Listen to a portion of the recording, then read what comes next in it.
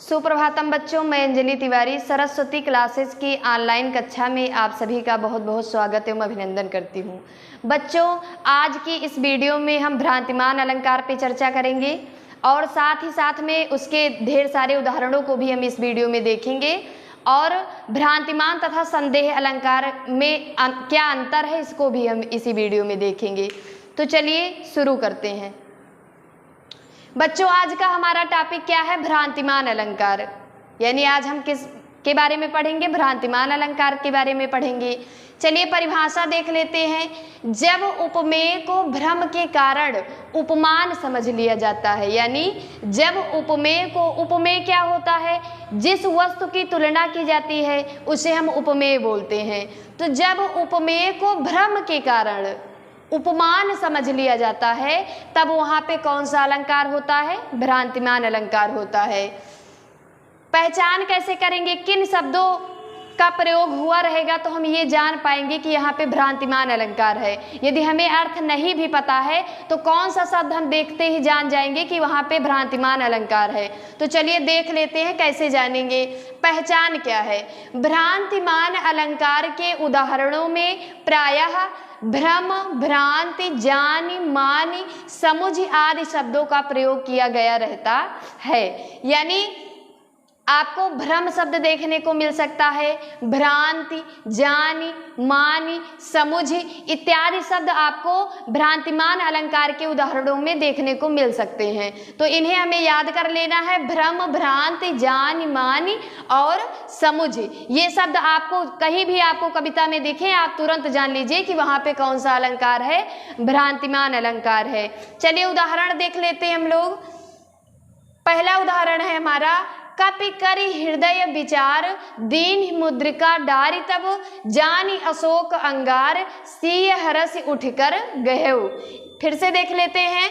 कपि करि हृदय विचार, दीन मुद्रिका डारि तब, जानि अशोक अंगार, सिय हरस उठकर गहेउ। यानी श्री रामचंद्र की अंगूठी को देखकर सीता माता को अशोक वृक्ष के अंगारे का भ्रम हो गया और उन्होंने उसे उठा लिया। तो यहाँ पे अंगूठी में अशोक के वृक्ष का अंगारा का भ्रम होने से यहाँ पे कौन सा अलंकार है? भ्रांतिमान अलंकार है। आप देख सकते हैं जानि शब्द यहाँ आया है। तो अगर भ्रम, भ्रांति, जानि, मानि, समुझ में से आपको कोई भी शब्द अगर उदाहरण में दिखे तो आप तुरंत जान लीजिए कि वहाँ पे भ्रांतिमान अलंकार है। तो यहाँ पे आपको क्या दिख रहा है? जानि दिख रहा है। तो हम तुरंत जान लेंगे कि यहाँ पे कौन सा अलंकार है? भ्रांतिमान अलंकार है। अगला उदाहरण है, नाक का मोती अधर की कांति से, नाक का मोती अधर की कांति से, बीज दाड़िम का समझकर भ्रांति से, देख उसको ही हुआ सुख मौन है, सोचता है अन्य सुख यह कौन है।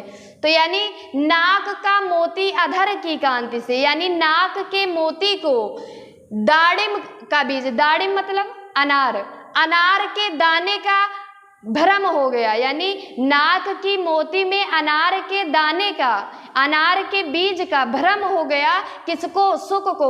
और वह मौन हो गया और ये सोचने लगा कि ये दूसरा सुख कौन है। यानी नाक की मोती में अनार के बीज का भ्रम होने से और जानि शब्द का प्रयोग होने से यहाँ पे भ्रांति शब्द का प्रयोग होने से यहाँ पे कौन सा अलंकार है? भ्रांतिमान अलंकार है। अगला उदाहरण देखते हैं। जानि श्याम घनश्याम को नाच उठे वन मोर। यानी जानि शब्द भी आया है तो पहले आप तुरंत जान लीजिए कि यहाँ पे भ्रांतिमान अलंकार है। अब थोड़ा सा हम अर्थ भी देख लेते हैं। जानि श्याम घनश्याम को, यानी श्याम को घन श्याम जान करके, यानी श्याम में घनश्याम का भ्रम होने से यहाँ और जानि श्याम घनश्याम को नाच उठे वन मोर, यानी मोर श्याम को घनश्याम जान करके नाचने लगे। यानी श्याम में घनश्याम का भ्रम होने से यहाँ पे कौन सा अलंकार है? भ्रांतिमान अलंकार है। हमारी परिभाषा भी यही कहती है कि जब उपमेय को भ्रम के कारण, यानी भ्रम के कारण उपमान समझ लिया जाता है, तब वहां पे कौन सा अलंकार होता है? भ्रांतिमान अलंकार। मैंने इससे पहले वाली वीडियो में आपको संदेह अलंकार पढ़ाया था, तो मैंने एक उदाहरण दिया था आपको कि अगर रस्सी है या सांप, रस्सी है या सांप, अगर ऐसी स्थिति उत्पन्न हो तो आप तुरंत जान लीजिए, अगर निश्चित ना हो कि ये रस्सी ही है या सांप है, रस्सी है या सांप है, तो आप अगर ऐसी संदेहात्मक स्थिति रहेगी तो आप जान लेंगे वहां पे संदेह अलंकार है। और अगर रस्सी को ही सांप समझ लिया जाएगा, यानी रस्सी ये नहीं है, सांप ही है, और काम भी कर दिया जाएगा, तो फिर वहां पे कौन सा अलंकार होगा? भ्रांतिमान अलंकार। यानी जहां उपमेय में उपमान का निश्चयात्मक ज्ञान हो, यानी निश्चित ज्ञान हो, तो वहां पे कौन सा अलंकार होगा? भ्रांतिमान अलंकार होगा। अगला उदाहरण हम देख लेते हैं। वृंदावन बिहरत फिरे राधा नंद किशोर, नीरद दामिनी जान संग डोले बोले मोर। यानी वृंदावन बिहरत फिरे, यानी वृंदावन में टहल रहे हैं कौन? राधा नंद किशोर, यानी राधा और भगवान श्री कृष्ण। नीरद दामिनी जानी, नीरद मतलब नीर धन दा, नीर मतलब पानी, दा मतलब देने वाला, पानी कौन देता है? बादल, तो ये बादल का पर्यायवाची भी है नीरद। तो नीरद दामिनी, दामिनी मतलब बिजली, यानी बादल की बिजली का भ्रम होने से राधा और श्री कृष्ण में बादल की बिजली का भ्रम होने से यहाँ पे कौन सा अलंकार हो जाएगा? भ्रांतिमान अलंकार। संग डोले बोले मोर, और मोर क्या हो गए? बोलने लगे और हिलने लगे, तो यहाँ पे काम भी कर दिया गया है, तो यहाँ पे कौन सा अलंकार है? भ्रांतिमान अलंकार है। अगला उदाहरण देखिए। बिल विचारी प्रविशन लग्यो नाग सुंड में ब्याल, और ताहुकारी ऊख भ्रम लियो उठाए उत्ताल। यानी बिल विचारी, यानी बिल को जान करके, बिल जान करके प्रविशन लग्यो, प्रवेश करने लगा कौन? नाग सुंड में ब्याल, ब्याल मतलब होता है सांप, यानी बिल का आभास होके बिल विचार, बिल को जान करके, यानी बिल जान करके हाथी की सूंड में कौन प्रवेश करने लगा? ब्याल, यानी सांप।